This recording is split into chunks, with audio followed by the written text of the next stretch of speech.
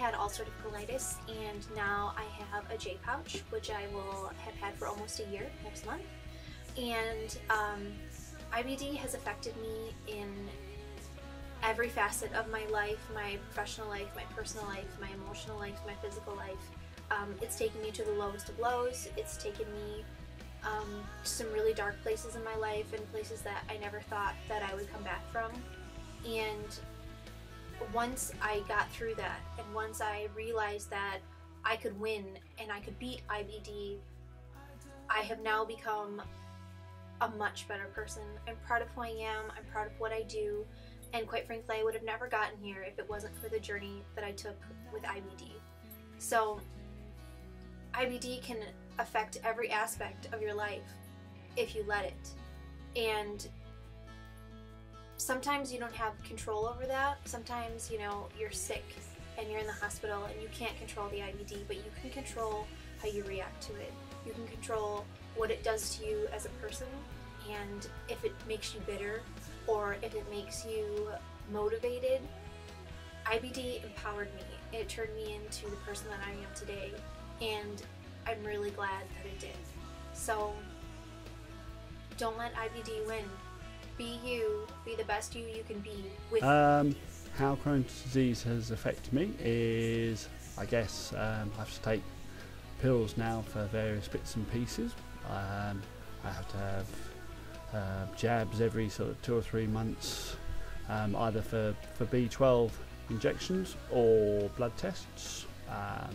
It's given me a lovely scar across the front where they took some plumbing bits and pieces out a while ago. On the plus side, I think it's probably in some ways made me a somewhat stronger person. You don't worry about little bits and pieces. It's also made me work at being sort of fitter and everything, to try and basically combat all the other ailments, bits and pieces, and gives the body a chance to fight the Crohn's disease, which is the big thing. To me, inflammatory bowel disease means this rather beautiful ileostomy bag, and also this rather sexy scar, as you can see, which runs down to my abdomen, and it's obviously the envy of every male my age. For me, this bag, although it's saved my kind of life and, you know, stopped all the pain and the issues that ulcerative colitis brought, it does have its own unique joys, having to change it every day or every other day, and all the issues that having this bag brings. Hi, my name is Patrick. I'm from Ottawa, Canada. I was diagnosed with Crohn's disease in 1989 at the age of 13. I've been on medication, I've had surgery, but what worked for me was diet, and I'm quite lucky I found that. There's nothing easy about this disease, but together we can offer support and help each other get through this. Eventually they gave me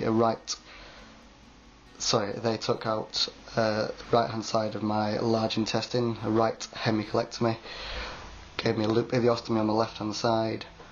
I had that for about 5 months. That then got reversed in February, end of February, beginning of March, and then things were looking alright until today, when I've just been for a CT scan and they've said that they're going to have to take out another portion of my large bowel because I've still got a fistula leaking on my right hand side still. That portion of my skin, or that portion of my body where the appendix was taken out, has actually been operated on now 5 times, so I'm amazed that there's anything still there, to be honest. Hi, I'm Amanda. I got diagnosed with Crohn's disease 4 years ago, and I had my first resection 2 years ago in May. I'm now on Humira, which has been the best thing ever. It's given me my life back. I've still been admitted into hospital a few times, but I don't feel half as bad as what I did. I'm still on the steroids every now and again to try and control things, but I just feel so much better at the minute. When things get bad, they are bad, and it's very hard to control, but with the love and support of my friends and family and all the wonderful people I've made on the internet, It just helps so much. Hi, my name's Michael Sears, I'm 43 years old and I've had Crohn's disease since the age of 12. Following on from about 20 operations, I ended up with intestinal failure, and late last year I was the 11th person to have a bowel transplant at Oxford in England. Going through the journey of a bowel transplant is probably one of the most difficult things I've ever done in my life. The one thing I would say about it though is it's as much of a mental challenge as a physical challenge. Surgery was just over 10 hours. And I was in hospital for 3 months and came out just before Christmas, and since then I've been in and out of hospital with post-bowel transplant complications, infections and that sort of thing. When you decide to embark on the journey of a transplant, you're told that it could take up to a year before things settle down properly. So as it stands now, I went from being on TPN prior to the transplant to now being on an enteral feed for 15 hours a day. Although most recently I just had Botox injections into the base of the muscles in my stomach to allow the stomach to open and me to start feeding.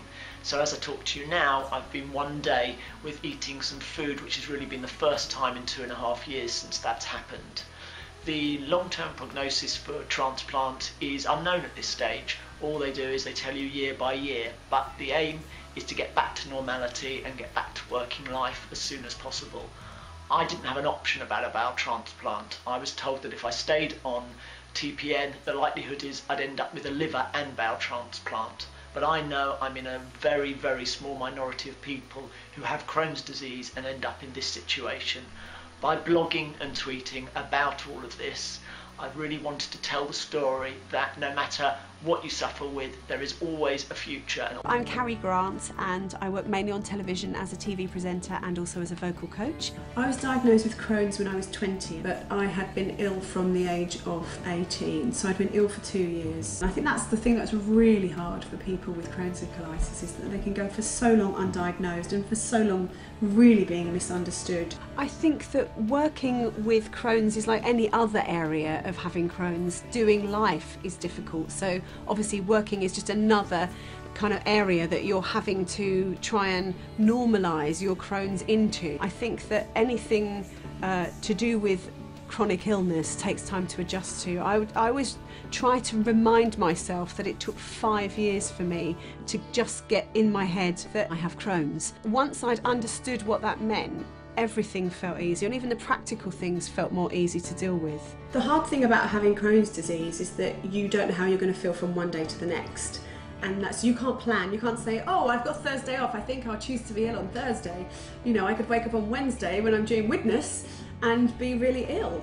And the only thing that I can do is I can't cancel work in those situations, so I have to somehow fight through. I think that often employers will think of a person with Crohn's or colitis as, oh, well, I'm going to have to put up with that. I think sometimes they only look at the negative.